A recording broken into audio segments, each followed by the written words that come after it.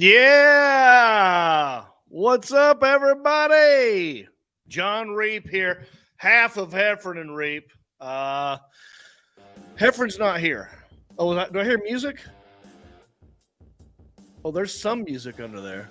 Anyway, hello, everybody. Welcome to the Heffron Reep Show. I am Jon Reep. John Heffron will not be joining us tonight.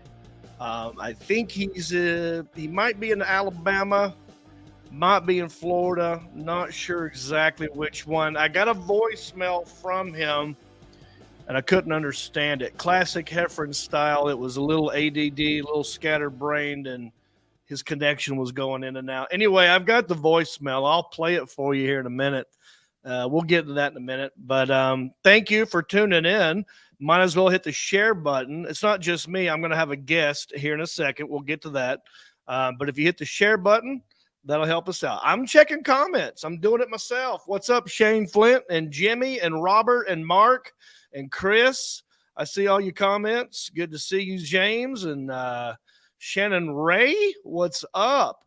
We're live on Facebook and YouTube on my page, John Heffron's page, and our guests page, which we'll get into in a minute. I got a new review on Apple Podcasts for Heffron Reep I want to read. I love it when you guys write nice reviews.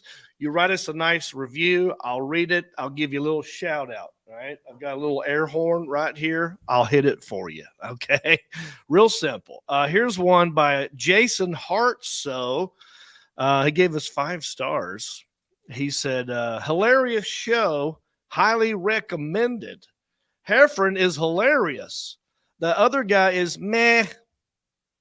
Inside joke. He wrote that in quotation marks. In all seriousness, John is great too. It's an equally hilarious team that will have you laughing and spending an hour wondering where the time went. I highly recommend you check them out. You can thank me later. No, thank you now, Jason Hart. So thank you. The only one who suffers from that is me, possibly the Alan Jackson on the other end. Can't see his face, but I'm sure maybe he's shaking his head at me. What's up, Robert and Sid Cox and Chad and Alicia Baker, Jimmy Benson? What's up?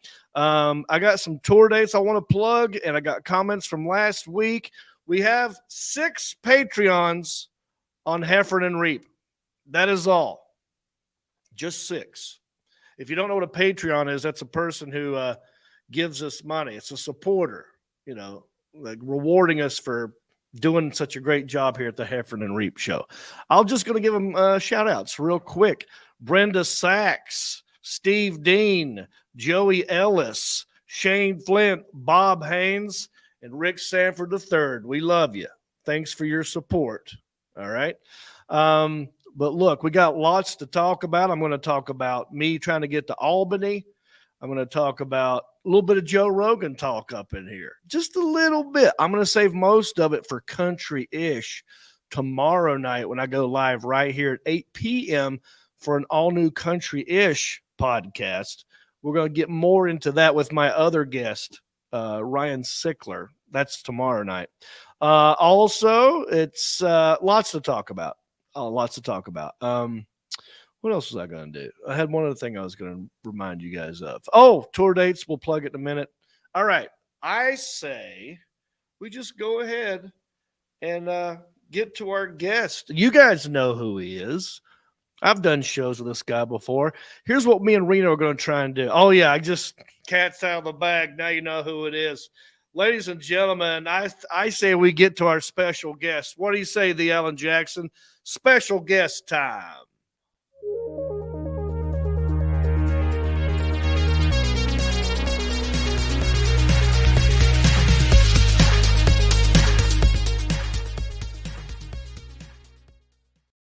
There he is right there. Reno Collier. I was sitting there going, I wonder what this intro is going to be like.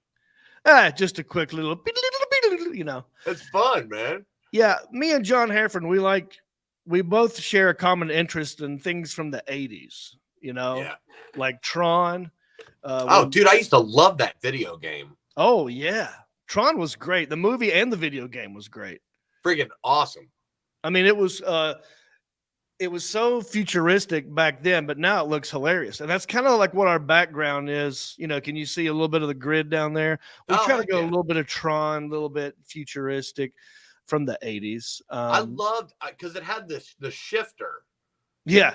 On the video game. And we had one in West Virginia where my grandparents lived. In the general store thing, there was Tron and there was track and field. Oh my gosh. And track and field had the two buttons that were like this far apart, and you could take a butter knife and put them between your finger and go bah, bah, bah, bah, bah, bah, bah, bah, bah. And my dudes would jump out of the freaking thing. I could chuck the javelin. It was wait a minute. Well, hold on. You made like a seesaw out of a butter knife? Like the buttons were perfectly distance away from each other to put a butter knife between. I used to steal it out of my grandma's. Eventually, she just let me take one, so I only messed one of them up. Yeah. But I could put them between my fingers, and you hit one end, and it's hitting the other side like. Oh, and wow. my dudes would fly. I had the high score on track and field for I don't know how long, but it was quite an accomplishment. Genius little cheat move you did there. Yeah. I was that kid that took apart the Rubik's Cube or took the stickers off. Like, I never figured it out. Yeah. But. Yeah. I remember my dad one time got a Rubik's Cube, and he goes, I'll figure this out. And he's messing with it. And he goes, I can use the bathroom. And he goes to the bathroom, comes back out, and it's, he didn't tell us he took the damn stickers off. Yeah. But yeah, I didn't know you could do that. Remember the game Track and Field? I believe it was for Nintendo or Sega, where it had that pad. Yeah. You had to roll out and you had to bounce up and down on the pad. Yeah. Yeah. I never had that, but dude, I always got like everyone got Atari, and then I got Intellivision. Oh, which it had good baseball and football. It was like a cheaper one. Yeah. And it never had any of the cool, like the games that were at the movie theaters or the arcade. It had like off. Yeah. Like it didn't have like Defender. It had like Defenseless or something. You know what I mean? Like it was like knockoff stuff. And the board didn't even look like a video game. It had a keyboard on it with like a flat board. So like eventually some of the letters, you'd mash them too much and then you couldn't use that. Yeah. And I don't even know what that was for really, but I remember which one was ColecoVision? Is that what you said? What did you say? No, this was Intellivision. Intellivision. Coleco, I don't even remember that. I think they had, let me describe the remote, and maybe this is the same remote. I don't know. But, all of them were corded. So you got a little spirally cord, looks like a phone cord. Yeah. And the remote was rectangle shaped with keyboard, with like a phone pad. But it had like a weird joystick that was flat and almost looked like a dial. Dude, when you said the cord. Oh, look at that. Oh my gosh, that brings back memories. Now, which one is that? Is that Intellivision or ColecoVision? I think that's ColecoVision. Wow. That is actually the Intellivision. I can't see it. Yeah, it's the Intellivision. You got it.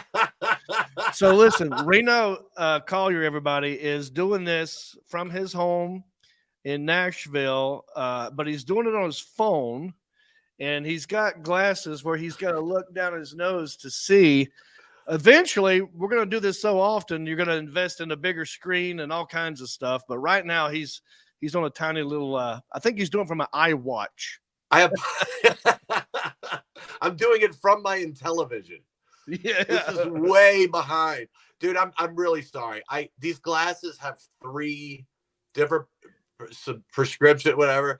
So like I have to go like that to see well, and then if I hold my head normal, I'm just guessing. Right. Yeah. You know what I mean? So that's why you're doing this, to try and see what that was an Intellivision, but that's the same remote that I was describing with the ColecoVision. Right. Hey, the Alan Jackson, Google ColecoVision. I want to see if it's the same as Intellivision. But they Intellivision, go ahead. Intellivision had great sports, like the football and baseball game were great. And that's what people wanted to play when they came to my house. But nobody else's games, like everybody be trading games. Like I'll trade you, Space Invaders for Defender. And I'm sitting there like, football and baseball are good on television. Right. I had no one to trade. No one else had it in my little neighborhood.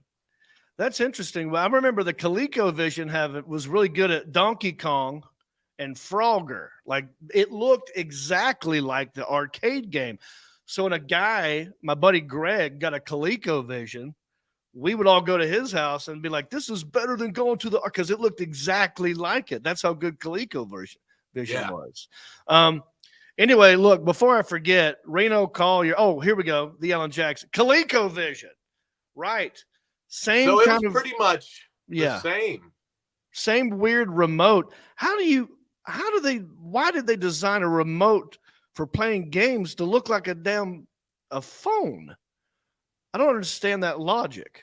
Did you ever use any of those other buttons to call anybody? But dude, if you remember back then, that was kind of trendy. Like the Casio watch with the all the letters, and the numbers on it. Like I had a little keypad. Yeah. Like that was kind of the thing back. Oh, it looks computery. Like I remember the first computer my dad bought from our neighbor had cassette tapes. Right. Like you put a cassette into the thing and I could play Pong on it. But I to this day, I don't understand how a cassette tape worked in that. I don't remember cassette tape. Wow. Is that the first video game you remember seeing as a kid was Pong? Yeah.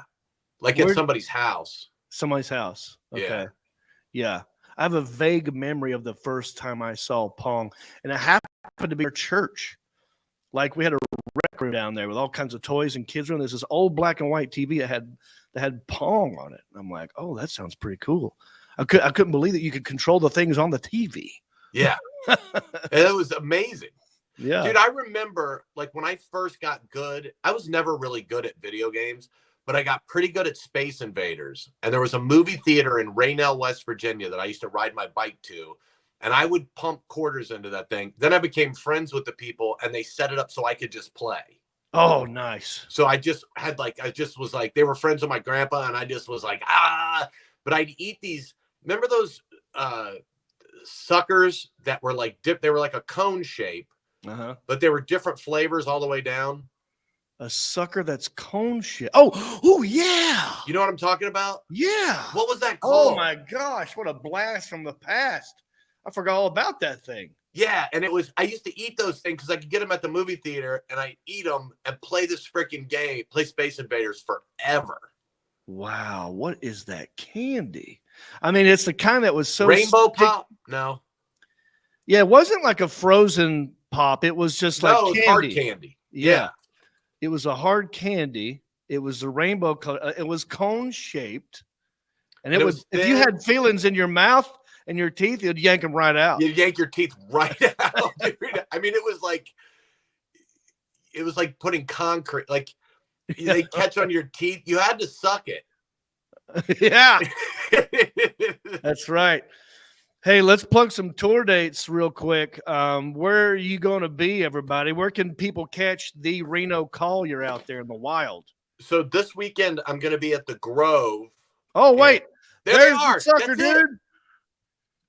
That's it. What's it called? Astro something. Astro Pop? Yeah.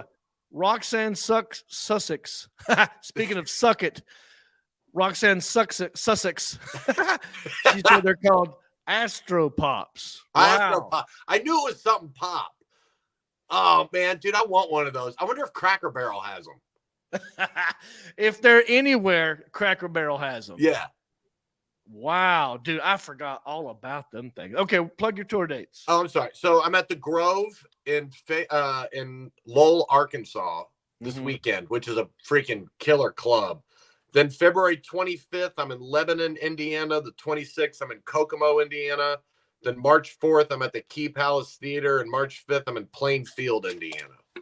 And those dates can be found at RenoCollierComedy.com. Okay, RenoCollierComedy.com. Very good. All right, good, dude. Were you anywhere this weekend? Were you performing anywhere this weekend? No, I took off for my birthday. Oh, happy birthday, buddy! Thank you, my friend. How old are you? 41. Yeah, you look great.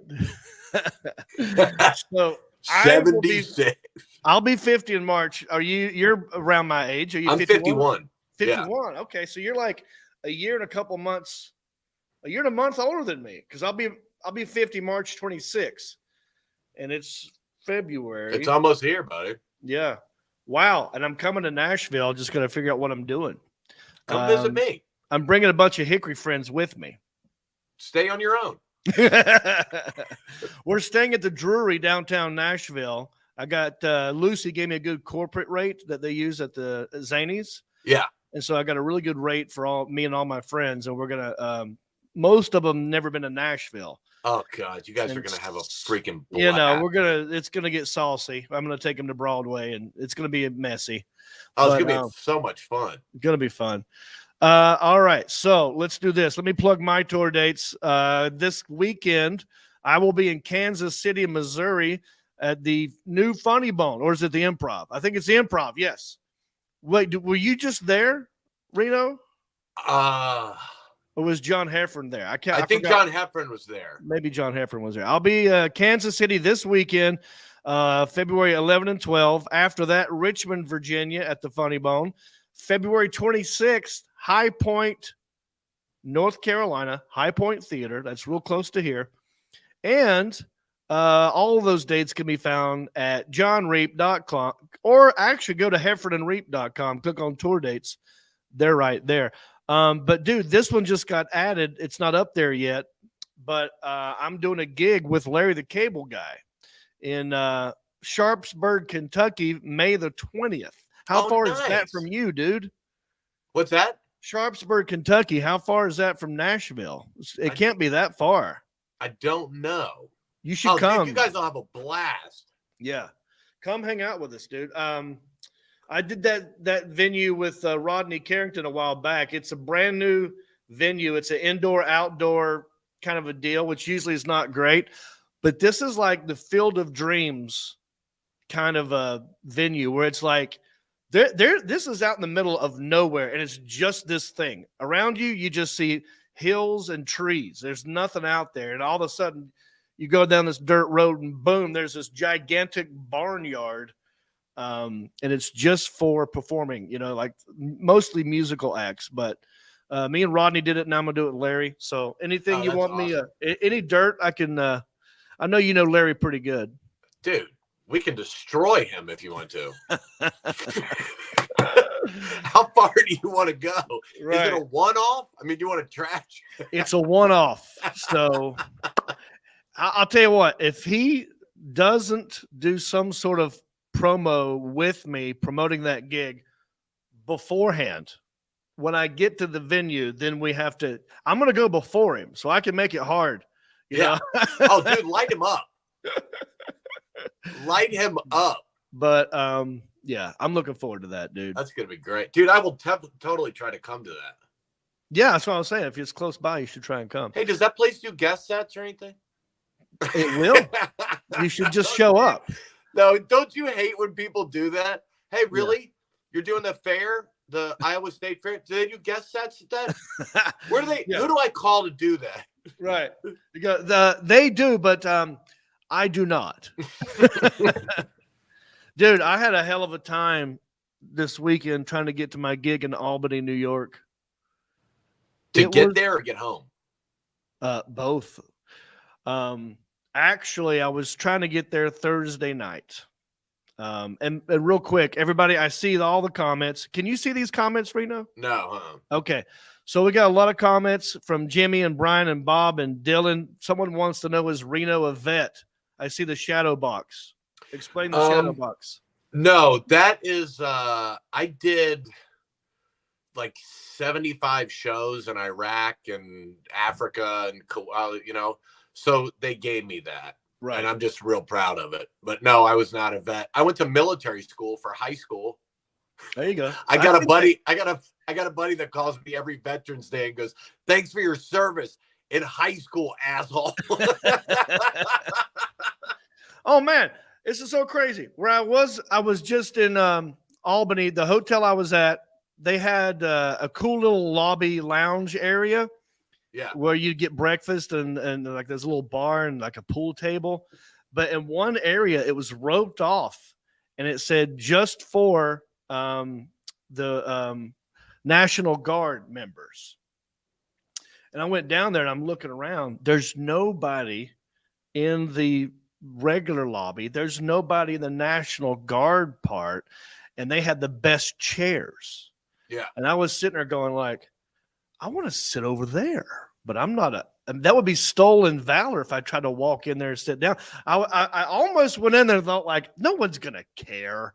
There's nobody here. Why can't I sit here? But you would know, John. I would know. And that little voice inside you. That's why I didn't do it. I walked in there and looked around and was like, there's a camera and there's a God and he will know. That's right. Dude, I'm a spokesman for a nonprofit called A Soldier's Child. Yeah. And a lot of people think I'm doing it because I'm a veteran. And I'm always like, no, I'm not. I do not want people thinking that. I'm not trying to come off like that. Yeah. You know, everybody in my family was in the military except me. But you tried. You went to the military school. It just didn't stick. You know, and they were like, this isn't. Yeah, that's not a good idea.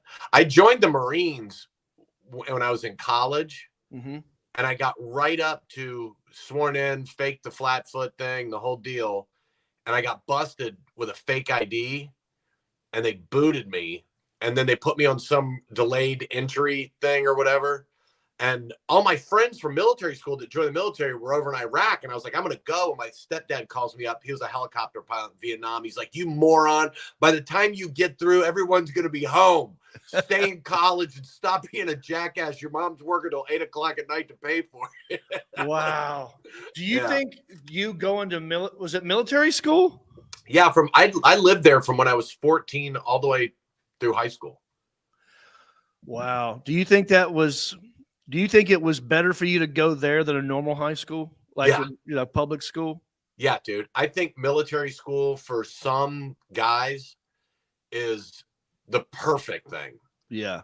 I mean, when you take girls, there was a all girls school and it wasn't, like a B movie where we're sneaking over. Hey girls, let's get, but we had dances and stuff like that or whatever. And your girlfriend from home could come, but taking girls out of a classroom changes guys a ton already. Right. Having to march for hours on end. They don't do it as much anymore, but dude, I remember marching for 4 hours straight in a square. Wow. Just boom. Sometimes carrying a gun. Yeah. I was 14. I weighed like 108 pounds. Man, see, I wanted to go after seeing the movie Taps. Yeah, me too. It didn't turn out well at the end for Tom Cruise. Right. But I love that movie. I thought, how cool would that be? Because I was like a Boy Scout. I was Cub Scout. I kind of was going that way. And then puberty and girls, it sort of just took over. But you're right. I think it's probably more efficient. You probably learn a lot more if you're in a school where girls aren't distracting you. I mean, not that it's just our own hormones. You can't help it. You can't focus. The only problem with it was I went to college to play baseball. And when I got there, I'd been in military school for 4 years and there were girls and booze and all this stuff. And I quit baseball. Yeah. Because I couldn't believe it was like, and they're like, we're going to get up and run in 6. And I'm like, you are. Yeah. I'm not. I'm missing, so it was like, I didn't last at all. Yeah. I mean, it was so good for me to get out of an environment. The worst advice I ever got, I used to go to my baseball games, but I wouldn't go to school. And my coach one day was like, Reno, listen, you can't play if you don't go to school. Just go to school and don't do anything. And it was like an epiphany. I was like, right.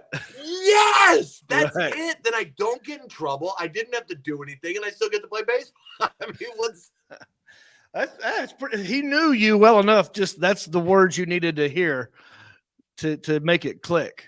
Yeah. But then a year later, I was in military school. So, well, look, everybody, we'll see your comments. We're going to try and get to as many as we can. But I want to catch Reno up real quick. So I'm going to ignore the comments for a minute. And then when me and Reno are done talking, we'll go back to the comments. Okay. I got to tell you about Albany, dude. Okay. Yeah. I'm sorry. Go ahead. No. I was letting the people know that we see them, but I want to talk to you for a minute. This was crazy. Have you been to the Albany Funny Bone? No. Okay, so it's in New York. It's up there. It's cold. They get snow all the time, and they got hit with a storm. I was trying to get there Thursday night, all right, just so when I get there Friday, I'm there. I don't have to travel. I don't like always traveling the same day. If I don't have to, I won't always do it. But I'm the same way. I go in a day early. Yeah. If I can, if there's nothing else going on and I can do it, I'll try and do it. So anyway, I was supposed to get there Thursday night. Flight got canceled. I'm like, all right, well, now I'm going to get there Friday afternoon. I'm already thinking, ooh, this is gonna be close. I might have to miss that first show, or I'll be making it just in time. I'm going to land at 4:30. I'm going to go to that got canceled. Then it's like, now I got to tell an agent or a manager or somebody over there, I'm not going to make that first show. Right. Right. All right. Then the next flight that night got canceled. Okay. Then the next flight was supposed to be Saturday morning. At this point, I'm like, I've already missed the Friday shows. Right. Now I'm only doing 4 shows. So that's half my money gone already. Right. Right. Because I don't expect them to pay me for something I'm not doing. Right. Even if it's a guarantee, I'm not going to go like, well, because I'm not burning a bridge. I'm not going to make someone pay me for something I didn't do. But I already felt bad for the people who bought tickets for Friday night. So I'm thinking, all right, well, maybe we can do Saturday. They rebooked me for Saturday. And I get up Saturday morning. I'm talking like 8 a.m. And I got to drive to Charlotte, which is an hour. So I drive to Charlotte early in the morning. I get there, get into the gate area. Flight's canceled. I'm like, okay. So now when they're going to rebook me? So I had to tell them, like, I don't know what this is going to work. My flight wasn't going to leave until like later in the afternoon. I almost thought like I'm going to have to cancel all the shows and just, call this a loss. And I told my manager that, and I said, listen, whatever Stroop wants to do, Dave Stroop.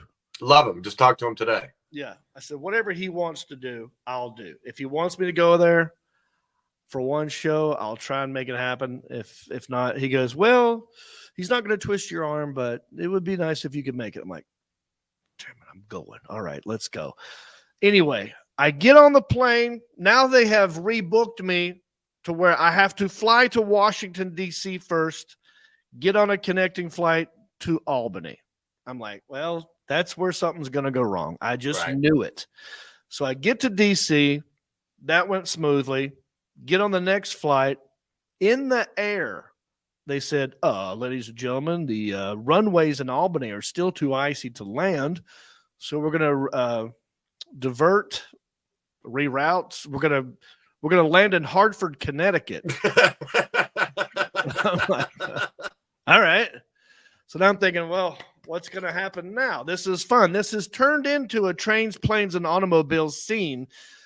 Because the dude next to me was this old guy who loved to talk to me. He was like an old skinny John Candy. Right. And I was like Steve Martin because I'm just on my phone going like, I don't know, texting people. He's like, well, they did this. He just starts talking to me. I'm like, all right, right. Mm-hmm, cool. All right.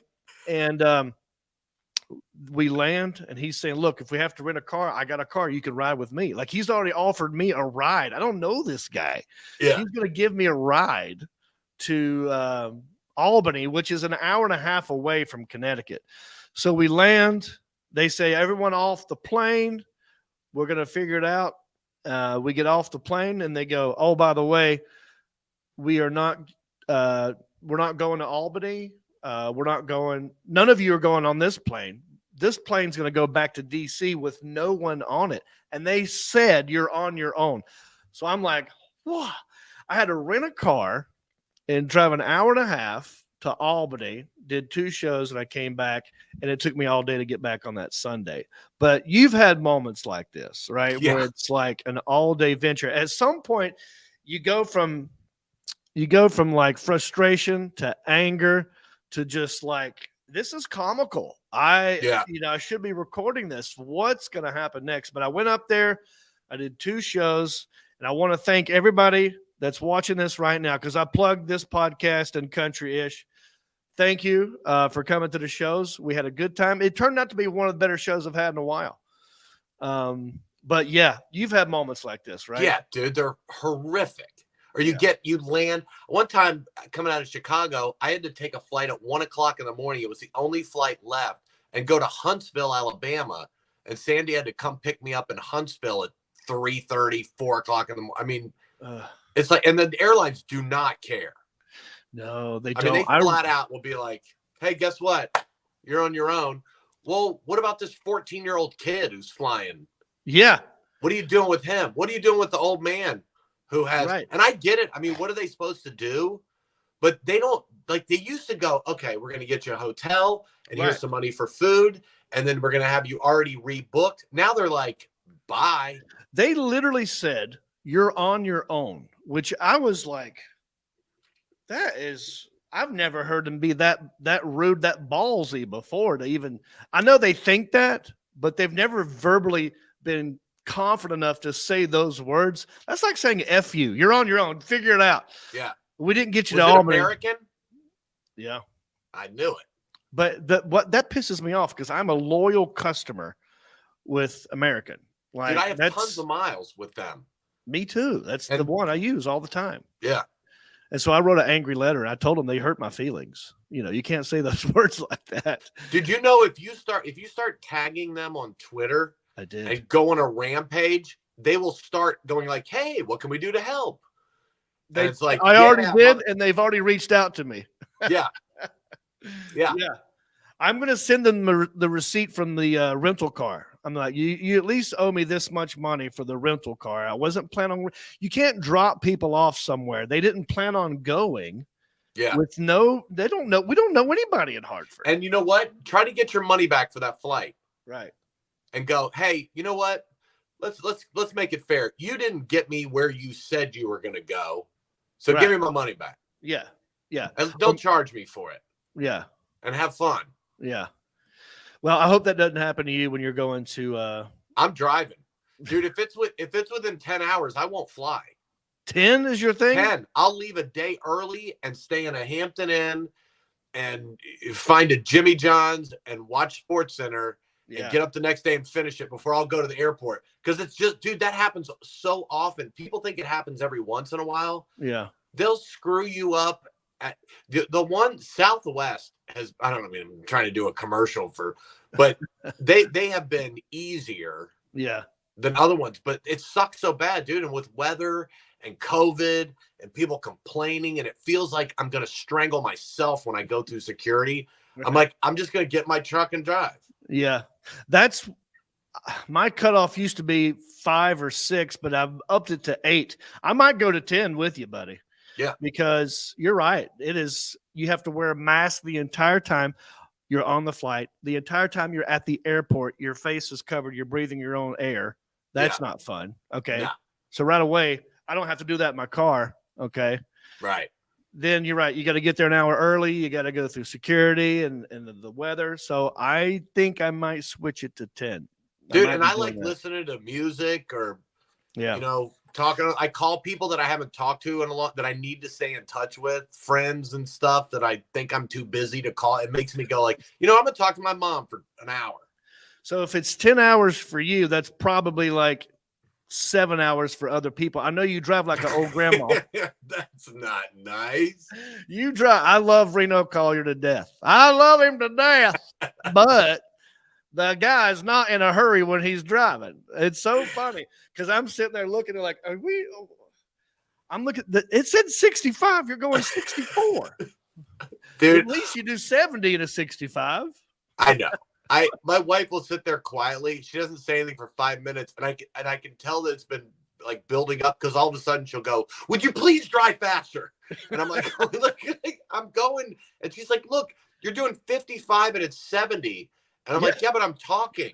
Like and that's why when I travel by myself, I have nobody saying anything. What is it?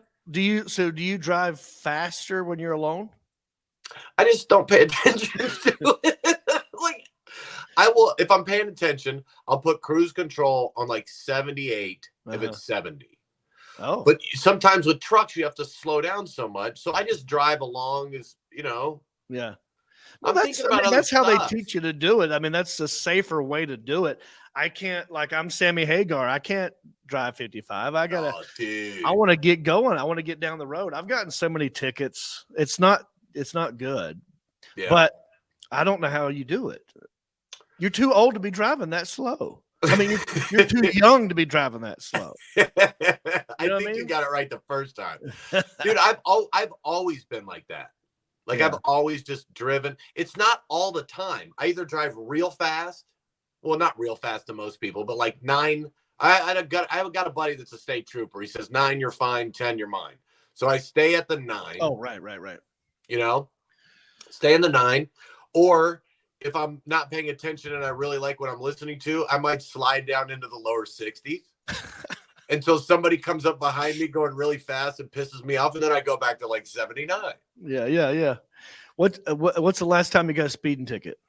It's been a long time, man. Yeah. Years. Do you remember how fast you were going, or do you remember anything about the ticket? I remember my kids were pretty young and I was going really fast.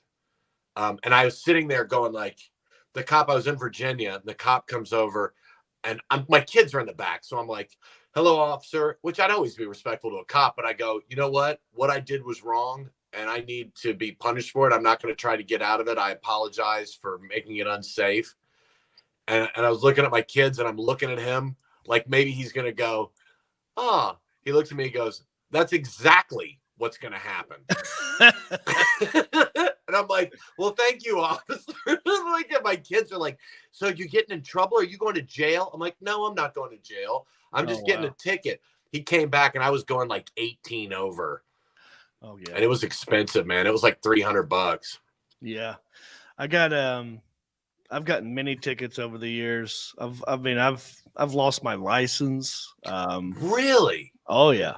Yeah. I was the last ticket I got, I was coming from Wilmington to Raleigh, and it was like 12 midnight. Yeah. And there was nobody on the road. And there's this one stretch of I-40 where it's just flat, and you don't even realize like how fast you might be going. I was in my mom's Volkswagen Bug, and I was just in a hurry. Yeah. And I was probably going 90 something. And I didn't even realize I was going 90, and I saw these lights go, and I looked down. As soon as I saw the lights, I looked to see, and it was 90 something. I'm like, oh no, I'm going to jail. Yeah. And 2 cops pulled me over. There was 2 of them, and dude came up and was like, what's going on? I was like, I know, dude. I'm sorry. I was in a hurry. I have no excuse. Throw the book at me. I get it. And he wrote me a ticket for exactly how fast I was going. He wasn't going to knock off 5. And it took an act of Congress to get out of that one. I know people. One of my buddies had an IROC. And my brother had an IROC. I got pulled over going 94 on 85. And in North Carolina, they have an exceeding 90. I don't know if they have it anymore. But if you're exceeding 90, they put you in jail. They'll take you to jail. They did. They took me to jail. Yeah. Well, let's hear this story. What happened? So it didn't last long. It was on a Saturday. They brought me in. They had to wake up some old dude who was a magistrate out of his house. And he came down, and he was a judge. And he just kind of took care of it. But I was dating this girl, right, who had a Mustang. And I was racing her. Well, that's another ticket for racing. Right. We show up to court. Later on, we broke up. Her brother was an attorney in Chapel Hill. Yeah. He shows up for her. I go up first, and I don't have a lawyer. I'm in like I have my work uniform on. Like, I knew how to do it. I'm sorry. I'm 21. I have a job and I'm late for work and and he's like, we'll drop it down to 81. Take the racing off and blah, blah, blah. And whatever, $100. I'm like, thank you so much. I'm at the mercy of the court. And the cop was sitting there, and the cop was like, he was very respectful, blah, blah, blah. Yeah, yeah. She gets up with her brother, and her brother's like, I represent da, da, da, da, and we are going to say that the policeman, blah, blah, blah, bing, bing, bing. And the judge goes, exceeding 90, bam, like $400. So she had to pay. She got her brother to come. he ended up screwing her up because it looked like they were going to try to blame the cop and the judge wasn't having it, but he let me scoot because I'm dirty. See, who's the smart one? Listen, oh man, I've been wanting to talk about this for a long time. Not just that moment, but how to get out of situations, right? Now, did anyone teach you to do that? Military school. Military school. Yeah. It's Okay. just like things that are funny, like stuff you had to get away with. Like when I was in public school, like in a regular school by my house, you could get away with anything. Yeah. People were just like, but when somebody's watching you all the time and you're trying, it's a cat and mouse and you try to, finagle and figure out what works and what somebody's emotions, I mean, dude, I went in college. I used to sit there. Every professor I had my freshman year thought I had an ulcer because I told them I did. And all you had to do was say, it bleeds when I poop. And nobody wants to talk to you anymore. So I'd sit in my class and I'd start acting like I was having stomach problems. And I'm like this, and I'm looking at the professor. I'm like, and they're like, I'm like, I'm sorry. I'm like, the stress of my parents getting divorced and in college, I just can't get used to being away from, my parents got divorced when I was 14. It bleeds when I poop. Yeah, dude, if you want to end something, you just go, when I poop, it bleeds. And nobody wants to talk. Like, fine. Just go deal with that. You're not in trouble. Just stop talking to me. Like, well, okay. Immediate. But military school, you've learned discipline. You learn, to be honest probably and just be like, hey, listen, mercy of the court. I'm sorry. I'm sorry for what I did. I know I broke the law. I respect you, officer. You probably had some built-in respect for people in uniform because of military school. Yes, sir. Yes, sir. No, sir. This guy's got a gun on his hip. You better be nice to this guy because even if he thinks you're packing, he could accidentally shoot you and you would still be dead, even if he was wrong. That's right. So my dad told me a long time. My dad used to be a cop. He said, don't mess with cops. Yeah. Deal with it later. Don't let them write you a ticket, whatever it is, figure it out in court. That's why. And most of the time, they don't even show up to court for. They won't even show up. Yeah. So I learned a long time ago, and I think there's been a lot of accidental shootings. It's in the news all the time. Yeah. Where a cop accidentally shoots or kills someone at a traffic stop, and 9 times out of 10, when you go back and look at the tape, the guy that he shot was kind of being douchey or arrested, like resisting, trying to put up a fight, saying like, I know my rights, you can't do this. And now they're dead. Yeah. And well, dude, I'm not trying to get into a political. No, I'm not trying. I'm just trying to help people. If you think about if I was a cop and I pulled you over and you suddenly jerk and reach inside and grab something and go, I mean, what the hell are you supposed to, these guys. Right. Well, I have like a little bit of a solution. I really think what they should do, and I'm being all serious here, when you go get your driver's license at 16, right, you have to take a test. At some point, you have to take a driving test as well. Well, part of the driving test needs to be how to get pulled over.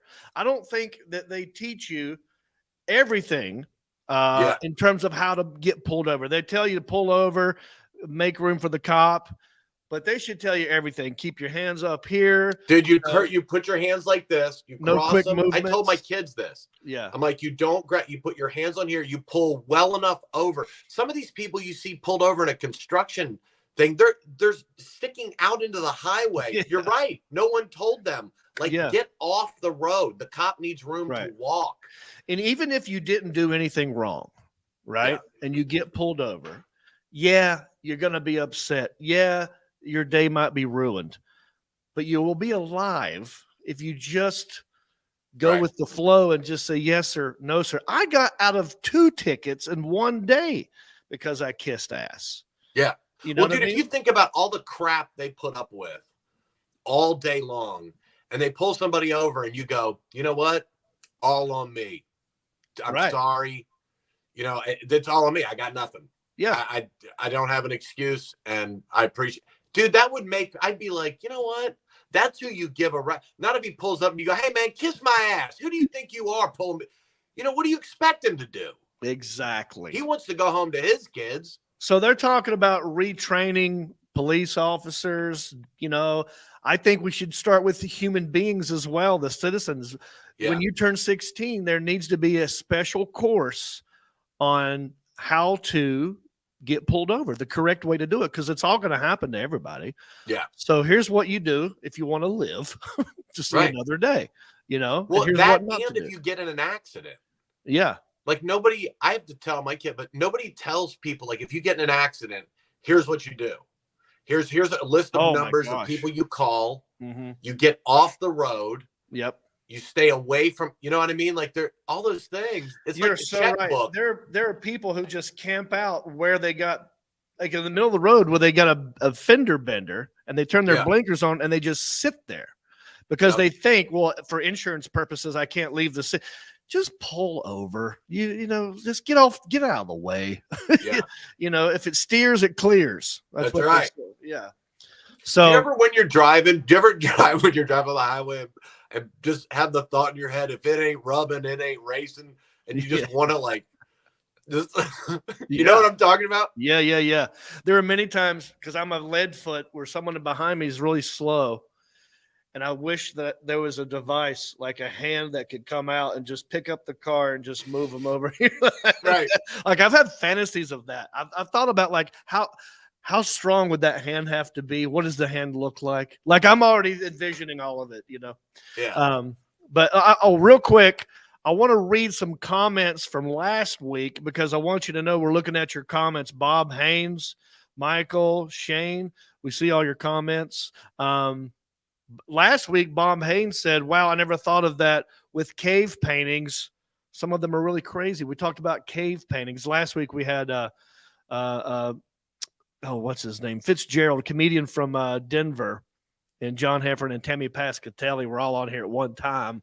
Love it. He was a vet, and he was talking about like early art and early cave paintings and that kind of stuff.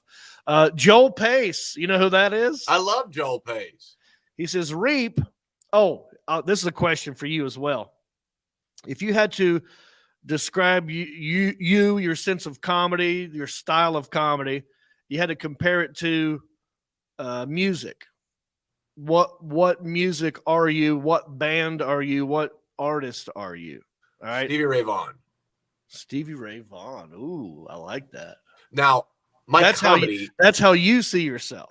But hold on a minute. But my comedy is not nearly as good as his music. I just really like Stevie Ray Vaughan, and I listen to it. I feel there's something about him when he plays the guitar, and I can air guitar my ass off. Like I freaking, you know what I mean? When I drum, I spin the sticks. I'm into it. Yeah, dude. But there's something about when he plays, and he talked a lot about how he was influenced by Jimi Hendrix so much, and so much of but dude, it sounds like he's not even trying. Right. And he's just fantastic. It's like the guitar is part of his body, where it's like it's just part of it's like a extra arm or something. So maybe I just really like Stevie Ray Vaughan, but I'm nothing like he did. Now, what would you describe if you had to tell someone Reep is like, and then you had to say music? What would you tell people I am? Right. So last week, someone said I'm more of a Darius Rucker, pop and country. I got good dancing skills, but I can do them in Jordans and boots. That's what Joel Pace said about me. That's actually pretty good. I get that. 38 special is what Tammy said. I'm like 38 special. I kind of like that. I'm kind of like, I think I'm more of like, I'm not country, but I'm not hard rock. I'm Southern rock. That's how I would describe, myself. I was going to say Skinnerd for me, but it's not. That's gotten so cliche sounding. Yeah. But if you really listen to it, they're freaking awesome. They are great. I mean, we have people from New Zealand watching this too. Kyle Cowie from New Zealand says, "What's up? What's up, buddy? What's up?" Yeah. Sonia Collings. The guy we had on last week. Oh, he was hilarious. He looked like Sam Elliott, but he sounded like Tommy Chong. It was hilarious. He's a funny dude. He's a comedian out of Denver. You should look him up. All right, dude. The Alan Jackson. Do you remember that guy's name? Fitzgerald. Anybody remember? Dr. Kevin Fitzgerald. That's it. Dr. Kevin Fitzgerald. Look him up. I didn't want to forget his name in front of everybody. But yeah, hey, Jessica. Oh, look, we got some girl named Jessica Reno. Much love from High Point, North Carolina. You got Reno Collier sitting right over here. And I will be in High Point, North Carolina at the end of this month. Jessica, you better come see me at the High Point Theater. You know what I'm saying? That date will be February 26th. Get on it. Get your tickets at JonReep.com. Dude, what else you want to talk about? I got other topics we can go off on. Anything you want to bring up? I got to pee so bad. You got to pee? Yeah. Go pee. I can talk to the people. Are you sure? Yeah. I'll be right back. You go pee. We only got a couple more minutes anyway. We've been going for 51 minutes. The Alan Jackson, come in here with me. Hey, what's up? How you doing, buddy? I'm good, man. How are you doing? I'm fine. I want to say happy National Fettuccine Alfredo Day. Thank you. It's my favorite holiday. That's I was going to take off work today, and but then I wanted to be here for the show. So I appreciate it. I thought about it as well. Yeah. What is your favorite pasta dish? Fettuccine Alfredo. What is your second favorite pasta dish? Fettuccine Alfredo with chicken. And then you're going to say shrimp for the third. And then shrimp. So let's go fourth. What's your fourth favorite pasta dish? So I like what's it called? Tortellini. Oh, now are those the ones that curl? They're like rings, and they have stuffed in them, like cheese or something inside the rings. Oh, I like yeah. those. Yeah, That's good stuff. it is good. Yeah. I like that as well. Happy National Fettuccine Alfredo Day, Reno Collier. Dude, I know. You know what? And happy National Fettuccine Day to you too. Thank you. This is the biggest day of the year. It really is. You know what I mean? We sent our greeting cards to each other. We got them in the did. mail. It was kind of celebrating the day. Yeah. It was nice. It was good. And thank you, Alan, for the greeting card and the box of noodles. Well, you got the flowers I sent you for I got yours, the flowers. right? Okay. This is a big deal for us. Yeah. Mm-hmm. I really appreciate it, man. No, it's It's a big day for us, a big day for Olive Garden. I do. It's I a think big about day you for guys a lot Olive Garden. these days. Yeah. Real quick, dude, Reno, the gig we did in Shelby. Thank you, Yes, the sir. Alan Jackson. You may the gig we did in Shelby. You had someone come up to me, a friend of yours, Yes, who is a farmer. he is a farmer. Can we talk about him? Yes, sir. His name is Joe Fox. Joe Fox. Yes. How do you know And Joe Fox? we went to Elon together. Oh, you And fighting Christians, huh? We were the fighting. Now it's like the Phoenix or. Oh, Dude, why would you name, like, if you're going to change the name of a college, why would you pick the same name as an online college? right. It's like we're Elon DeVry. I'm like, why would you choose? Like, we were the fighting Christian, and it was silly. Yeah, but that stood out. But it stood out. Yeah, there's no Forgive Fighting you. Like, Christian it was Online something. Academy. Yeah, right. The I Phoenix like that. is like, I don't know, it's stupid. So Joe Fox, you met him at Elon. Yeah, we met at Elon, became real good friends. He lives out by you. Right. Very close. He lives in Lincolnton, which is only 10 minutes from Hickory. That's right. And they switched their farm over to hemp a few years ago, and he started a company with CBD oils and all that kind of stuff. Right. Yeah. So he approached me. You introduced me. He came up and he gave me a sample of some of his stuff right here. Yeah. And I'll just give him a quick little shout out. Joe Fox, his company is the Alpine's Hemp Company. And I've got Delta 8 gummies. I don't know a whole lot about the loopholes in the law of what is allowed and what's not allowed. I know Delta 8's a new thing, and everyone's Delta 8 crazy. But I haven't tried any of these yet, but I'm going to, and I'll give you a full report later. Yeah, man. Yeah, his company's growing like crazy. Like it has popped over the past few years. He's a good dude. We're going to talk to him about getting him as a sponsor on the show. Yeah. Well, real quick, I told people I would talk about it a little bit. So I was stuck in the Albany airport for a very long time. And a lot of things happened in the Albany airport. Number one, you know how airports, they try to be little malls. They've got, restaurants and sometimes they think they're art museums and they have all kinds of weird art. I saw this at the Albany airport, and I want to know what you think of this art. What is it, and how would you describe it, and what do you think? Yeah, what is that?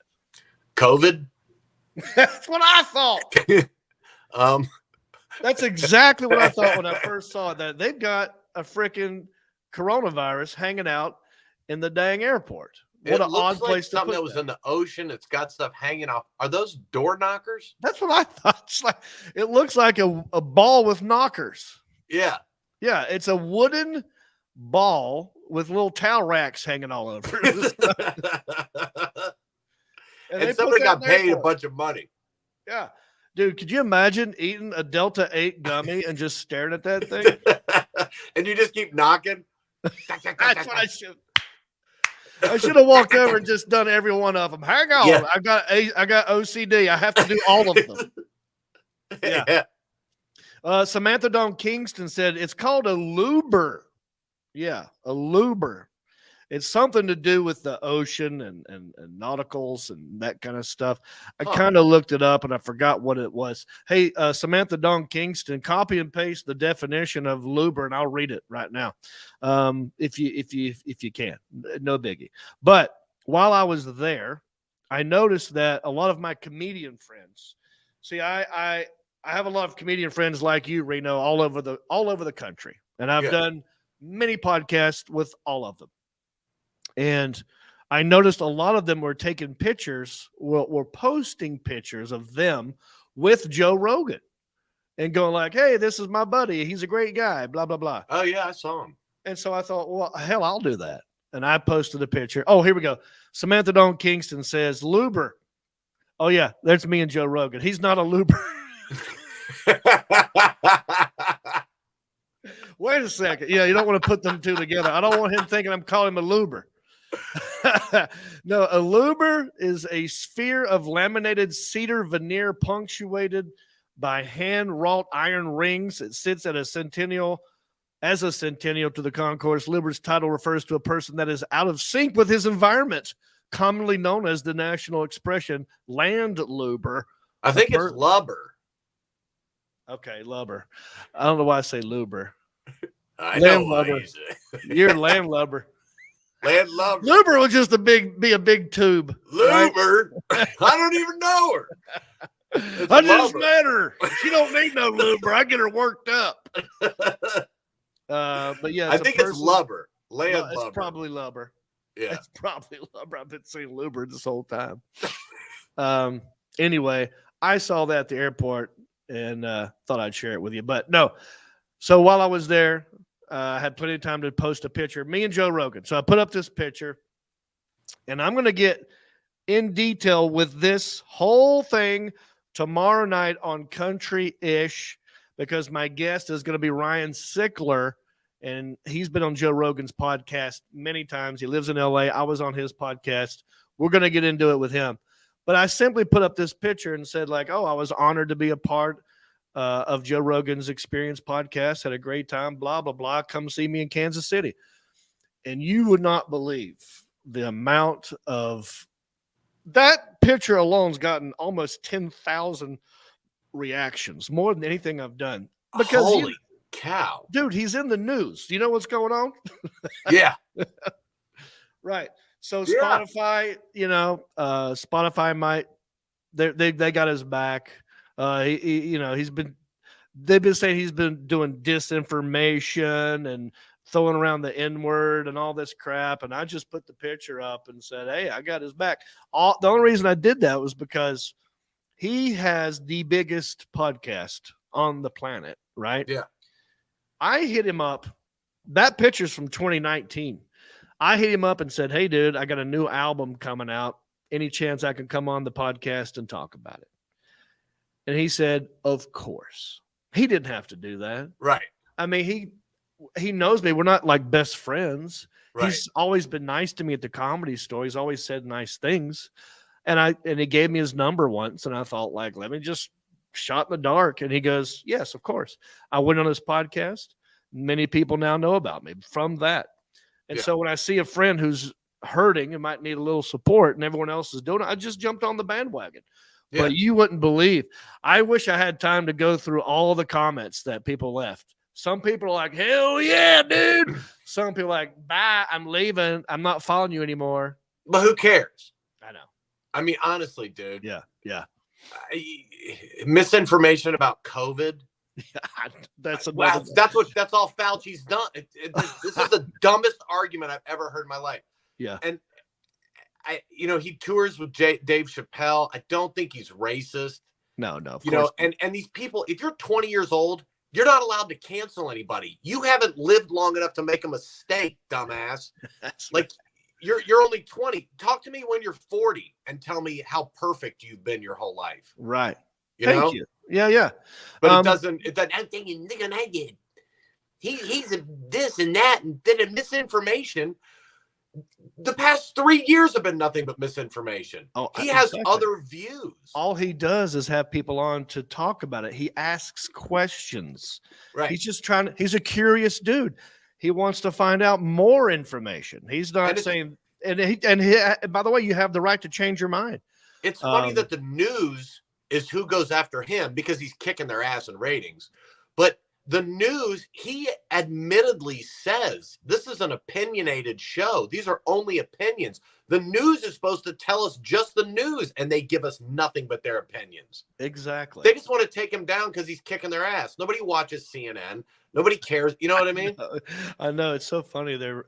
Their ratings I think they're getting ready to be bought by the Discovery Network or Nickelodeon or something. Something's about to go down I think really like they're going to do a huge cleaning house. The guy who was in charge over there got fired. Yeah. For sexual. Yeah. Yeah.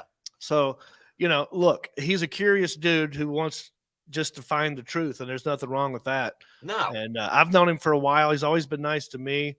And with the N-word stuff, he's like, look, I wasn't calling anybody the N-word. I was just repeating things that I was quoting people saying this, and so it's a whole different world we live in. Dude, it's so out of control. You can't go 10 years back and punish someone for what they did 10 years ago. But that's what's happening. Oh, yeah. But I love that he's going like, nope. And I love that Spotify is sort of having his back as well. Did you see what Rumble did today? I saw a little bit about it. They formally offered him. They said, hey, man, $100 million for 4 years. We'll take you right now. I'm not kidding. Bring your podcast, the old ones, the new ones, and let's go. And it was signed by the CEO of Rumble. Damn. Good for him, dude. Well, someone just asked me what episode was I on. 1288. I had to go look it up because people started. Dude, I had 5 hours to kill in the airport. So you know how you get sucked into the rabbit hole sometimes? Oh, yeah. I was like, what are you talking about? And by the way, I've been vaccinated. I've had COVID, and I've had 2 shots of Pfizer and a booster. So I don't always agree with everything Joe says. I agree with his right to say anything he wants to. Whether or not I disagree, it doesn't matter. I was on 1288. Check it out. There's John Heffron's piping in. What's up, buddy? Does John Heffron want to call in? I don't know. I wonder if that's him. No, that was just me. Right. John Heffron's not here. So. I was on. Well, he might be here. He might be watching. I don't know, but that wasn't him. That was me. So. Well, apparently he's in. Did we ever play the voicemail, the Alan Jackson? No, do you want to? Yeah. So people who follow Heffron and Reep, you guys know how ADD John Heffron's brain can be sometimes. What you don't know is what people in his life have to deal with from time to time, because his texts are scatterbrained. I think he does talks to text, and when he leaves a voicemail, it's always like there's something going on in the background. It's ruffled. I can't understand what's happening, but I want you guys to know, I don't know where he's at, but this was the voicemail I got, and you can crank it up, Alan. Yo, hey man, I'm somewhere. I literally don't know where I am. I think we're in Alabama. I just flew to Florida and then got here for corporate. I'm not, so I won't be around tomorrow to do the show, but I think we talked about this, just in case I didn't. Maybe I can call in, but it'll probably be crappy and not even worth your time. But so tomorrow I can't do it. Right, so, What? So what did you get out of that?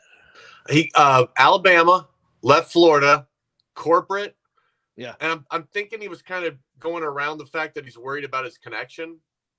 Right. And maybe that's where maybe just calling it off. It sounded like he kind of mumbled through, like, Alabama, I just can't. I don't I'm not going to be. It's better for me just to say I can't make it, because I know tomorrow, as he's driving to Alabama, maybe he's doing a corporate out in the middle of nowhere or something. I don't know. Yeah, but that's exactly how all of his voicemails are. All of his texts are the same way. Like it doesn't say goodbye or I will call you tomorrow, or it just have like it starts here and it slowly goes to, hey, look, I don't really know if I'm going to come and do it again tomorrow. You get it. I should have hung up an hour ago. And we don't even hang up like that anymore. Like there's not even anywhere to hang the phone. Well, I think what he's doing is like he's looking at his phone and he's talking like this. You know, people who talk with their phone like this instead of like this. Yeah. I think he does that. And he's like, hey, blah, blah, blah, blah, blah. You know what I mean? So I don't know. I don't know where he's at. Because he said in the beginning of the voicemail, he goes, I don't know where I'm at. I literally don't know where I'm at. Yeah.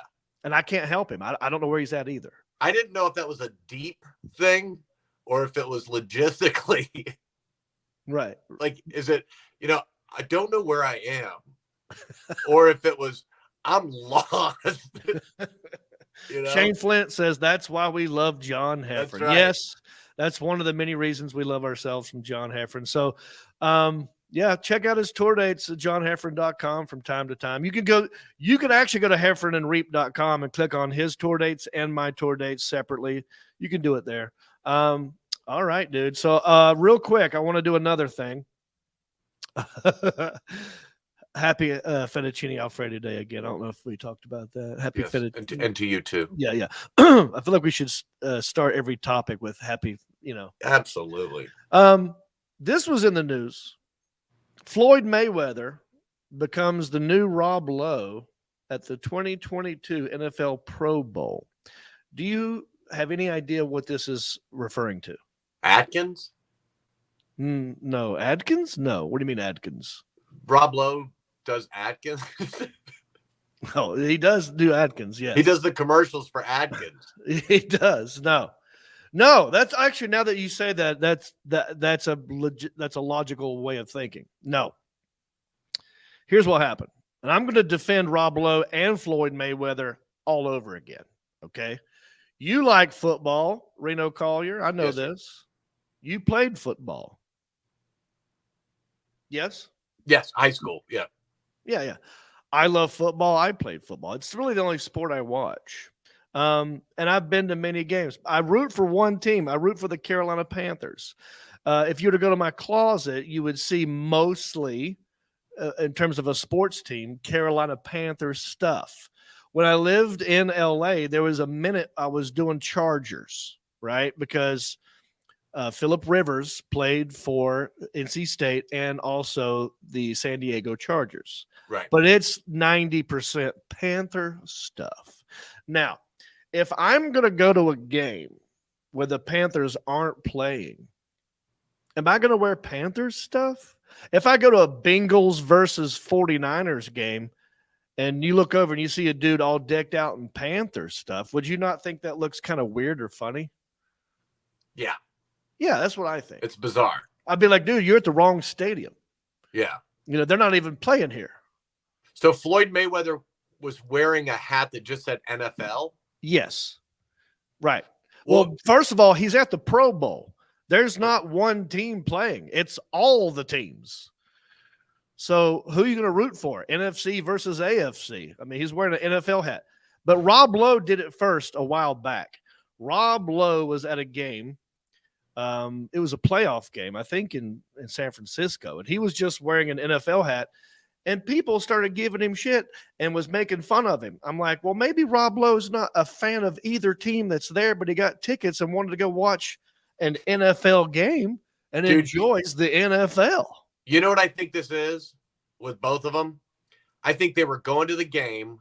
They went, oh God, I don't want to get recognized and be hammered the entire time and not be able to watch the game. And somebody goes, "Hey, we got hats." You know what I mean? Throw him an NFL hat. He put it on. Yeah. Covers his face a little bit. 100%. Because if they're there, they probably got in for free. They probably know somebody, and they of course took them to a VIP suite and a merch table and all kinds of stuff. And then some guy, oh yeah, we got all kinds of hats, t-shirts, and he put the hat on. Yeah. No, I agree with that, but I also agree that it's not dumb to wear a hat that says NFL if you're at an NFL game watching the NFL. It doesn't mean you're pulling for the NFL. It just means, hey, I don't really care about the outcome of the game. I just want a good game. Maybe he just really likes the ref. Some people root for a team. Other guys root for a line judge, and he's wearing his hat. Wait, hey, D. Allen Jackson, Google NFL referee uniform hat and see what pops up, because that's going to be the next move. We need to do that, Reno.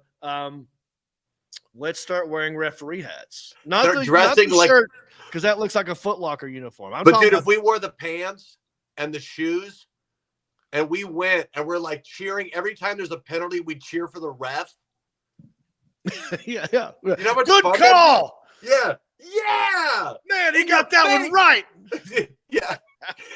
Why do you guys keep cheering for penalties against both teams? Shut up. We love justice. We love rules, and we love enforcing the rules. Just turn around and head them with a flag with sand in it. Shut your mouth. And just blow a whistle in their face. No, I agree. That's what we got to do. I wonder I'm hoping Alan can show us a picture of what an NFL referee hat looks like, because I don't think it's just a black hat. It might look like that, dude. It might. Dude, I think it does. Huh? I think it does, but I can't remember if the NFL patch is on there. It used to just be black hats. Yeah. Well, I went to the Super Bowl when the Panthers lost to the Broncos. Yeah. Oh, here we go. Okay, but it's got the white stripes. We just got to get the white stripes, dude. We can do that. Dude, you know how much fun that would be? And then go to baseball games dressed as the ump. Have like the ball protect under the shirt. And like it'd get old about the third inning, but it'd be hilarious if we're just yelling the ref's name or the umpire's name the whole game. Yeah. I love you, Bobby Nielsen. I'm a sub in. Oh, that's great. I want that hat, dude. I want the NFL hat with the white stripes. So here's why I brought it up, the whole thing up, because I have a hat that I got at the Super Bowl when the Panthers played the Broncos. It happened to be the 50th anniversary of the Super Bowl, right? And I saw a merch table. There's merch everywhere, and I saw this white hat with a gold NFL. The NFL the shield was a gold one for the golden anniversary. I thought, that's a cool hat, dude. I'm gonna get that hat because that's only 1 year. It's the 50th. That's the goldie. So I grabbed the hat. I got the hat.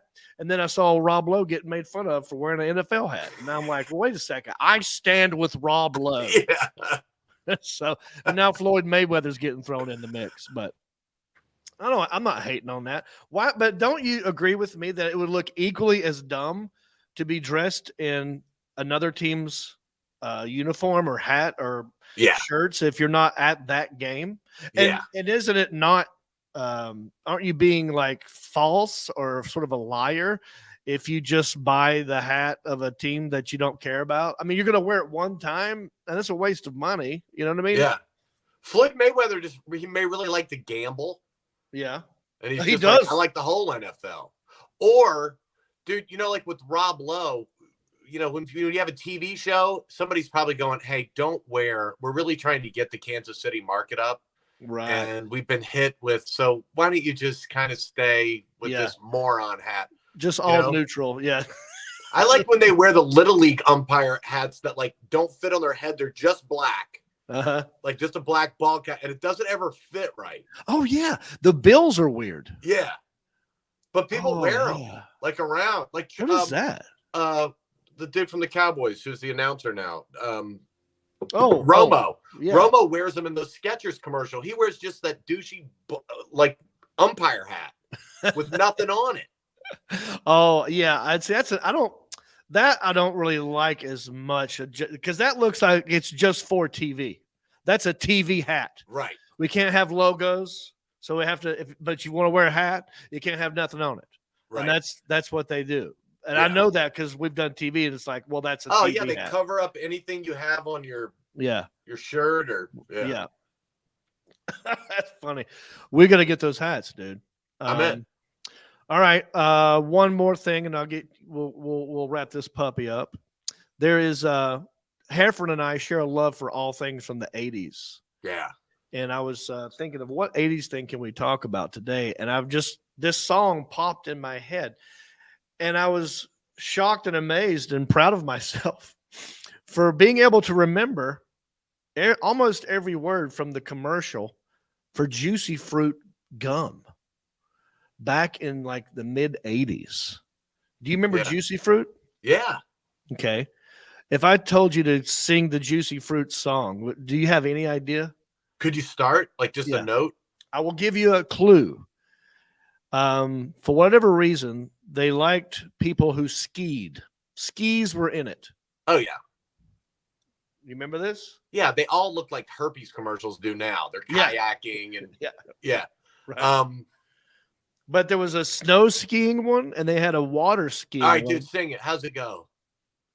Get your skis shined up, grab a stick of juicy fruit. The taste is gonna move you. Yeah. Pull it out, take it here. The taste is gonna move you when you pop it in your mouth. Something like that, right? It's kind of weird. It's like, that's a great jingle for me to remember it all these years later. Oh, Alan, let's play the snow skiing one. See how close I was. Get your skis shined up, grab a stick of juicy fruit. The taste is gonna move ya. Take a sniff, pull it out. Yeah. The taste is gonna move you when you pop it in your mouth. Juicy fruit is gonna move ya. Yeah. It gets right to ya.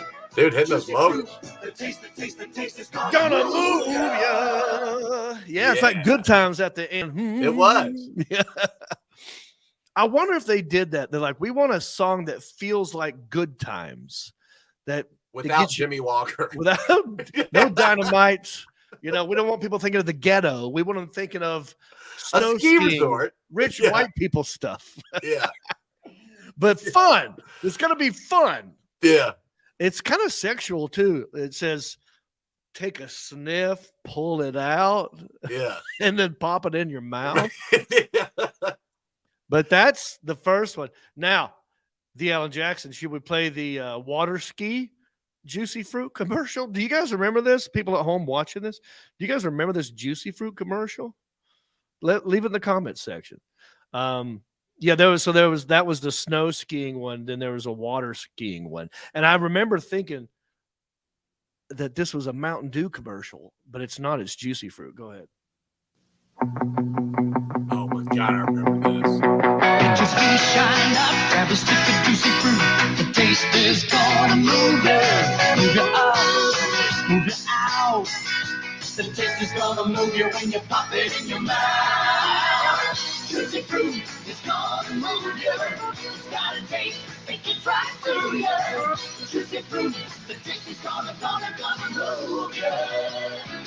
Oh yeah. Look at people just eating shit on the lake. Oh, yeah, there it is. And by the way, Juicy Fruit's not even that good. Dude, I used to eat it's all the most blandest, boringest gum. Why would you buy Juicy Fruit when there's Hubba Bubba sitting right next to it? Dude, grape Hubba Bubba or grape Big League Chew. Yeah, right. Oh. Juicy Fruit was church gum. Yeah, it was. That's why my grandpa always had it. Yeah. I mean, it wasn't bad, but it's not, you don't think of like, I think of church when I think of Juicy Fruit. Yeah. Other than this song, Juicy Fruit, that's straight up grandma gum right there. Do you remember like grandparents would give you like half a piece and it'd be rock hard, but the foil was ripped in half? Mm-hmm. You know what I mean? It's like you had half a piece. It was all hard because it's been in the pocket for like 2 Sundays, and then you can't get the foil off, and you're chewing it, hit your fillings, and you know what I mean? It's like Yeah, it's like a jolt to the system, man. yeah. This would be fun. That. It'll help with church. Yeah. Yeah, Juicy Fruit's still out there. Big League Chew had a good. That was more kid cartoony commercial. Yeah. This was more a grown up. I think if Juicy Fruit was going to be more accurate, they would do more of a gospel churchy song. You know what I mean? Show people in church passing it around, putting the offering plate, give it down here. You know? Welcome to First Methodist Church.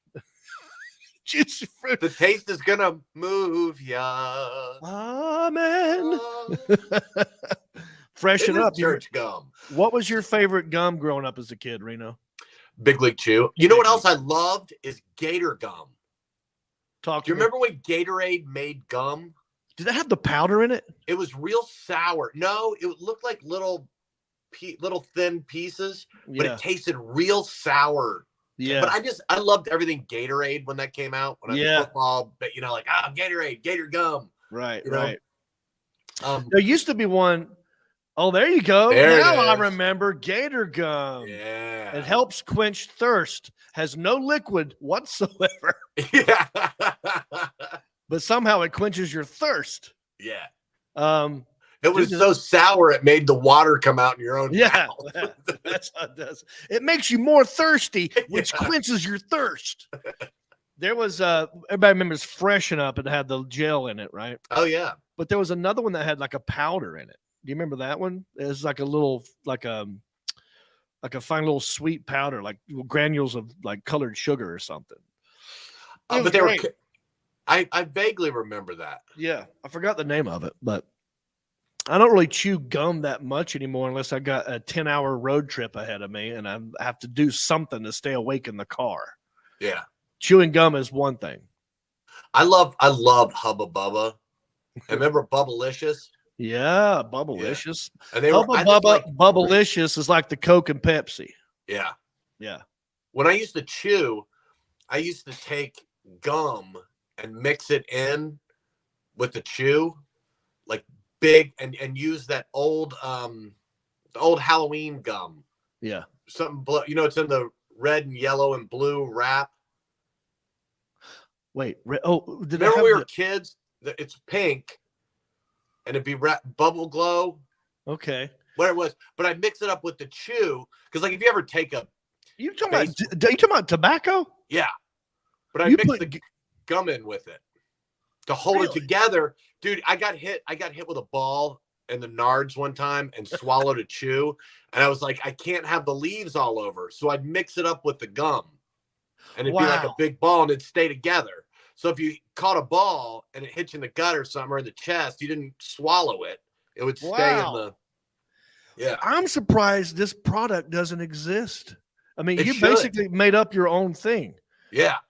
That should be a type of gum. There should be a nicotine gum. I'm talking not the kind of to get you off cigarettes. I'm talking about a chewing tobacco gum. Yeah. How come that doesn't exist? I don't know. They tried to get us hooked on it with Big League Chew, but that's true. But imagine if you made one that's like wintergreen flavor, okay, like Skull. You made it dark so it looks like a skull, right? Yeah. And you just chewed it like gum, but it also had a lot of nicotine in it. And actually real tobacco, so you could. I mean, if you're brave enough to swallow, you can, or you can spit it out, but it's still chewing gum. So it doesn't that's genius. Yeah. Man, somebody get on that. Did we just come up with a great We should talk about it. And we'll talk to Joe Fox and he can put some of that Delta stuff in it. Oh, yeah. Yeah. It's a CBD gum chewing tobacco. Yeah. Yeah. Yeah. I love that, dude. All right, man. Well, I think we're going to wrap this one up. Any final thoughts, Reno? You want to plug anything else? No, man. This was fun, dude. Let's see if we can go over any comments. Sonia said, nothing more sexual than a blow pop, LOL. That is true. Pretty damn sexual. Also, that weird triangle thing that we were talking, the Astro Pop, pretty sexual. Yeah. Jimmy said juicy fruit always had purse lint and smelled like lipstick. That's true, dude. That's a good one. It's going to move you when you pop it in your mouth. I know, right? All right. Get all your buzz in a gum, says Shane Flake. Candy cigarettes after a hard day of the 6th grade. Now, what do you remember about candy cigarettes? Dude, I had them all the time. Now, was the allure? I mean, we know as a kid it looked like a cigarette, so we thought we were older or whatever, but it's candy, so you eat it. But did it also have a powder that would? Yeah, it tried to make it look like smoke. Yeah. Yeah. Is that still a thing? Do they still do that? It's probably outlawed by now. I guarantee you they can't do that. Cable Guy used to do a joke about that. He goes, well, you can't have candy cigarettes, but you can take a straw filled with powder and dump it out. Yeah. Oh, yeah. You know? Right. Yeah, you rub it on your gun. Yeah. Ooh, that's good. That's good. Yeah. Right. Thank you, Jimmy. Thank you, Clark. Thank you all for the comments. We appreciate it. Check out Reno Collier on the road. You go to renocolliercomedy.com. Yep, there's his website. He's going to be in Arkansas. I am. I'll be at the Grove in Lowell, Arkansas this weekend. I'll be in Kansas City at the Improv. Don't forget to subscribe and share. Hit the share button. That always helps us. We have 6 Patreons. That's it. So we could use more. And I guess, yep, everyone's saying have a good night. Thank you, Terry. And Reno, I want to say goodbye to you. And I'll see you, my brother. I will talk to you later. Okay, buddy? Sounds good, dude. Thanks for having me on. It was fun, man. I love doing that. There you go. Reno Collier, everybody. How about that? Brother. There he goes. He's still here. How do we hang up on Reno? Okay. All right. The Alan Jackson. Thank you, Alan Jackson. Reno Collier, Jon Reep here. We'll get John Heffron back in here next time. We'll have another surprise guest. Don't forget, tomorrow night, all new country-ish with all kinds of fun segments. I'm going to give money away. I got residual check to give away. We'll do more Joe Rogan talk if you want. I can go deeper into it. And yeah, it's going to be a fun show. And if you're a Patreon supporter of the Country-ish show, you'll get to be a part of the Country-ish After Dark. And that's just for Patreon people. Over there, I think we got like 25 Patreons. So we're going to do a show just for those people. We're going to get some drinks up in here. We're going to have exclusive one-on-one conversations with you. You're going to zoom into the show if you're a Patreon supporter, and we'll talk right to you in front of everybody. It's going to be a blast. But we're going to wrap this one up. Happy Fettuccine Alfredo night. Happy, I didn't talk about this, but it's also Periodical Table Day. Yeah. So enjoy that. And for John Heffron, for Reno Collier, for the Alan Jackson, I am Jon Reep. Take us out, Rick Sanford III. You've been listening to the smooth sounds of Heffron and Reep. The show is over, but come back next week, same Reep time, same Heffron channel, for more comedy conversations, music, 80s church, and the life and times of the quarantine comedian. Always expect the unexpected, and who knows where the conversations will go. And as always, remember to rate, review, subscribe, and share. Peace.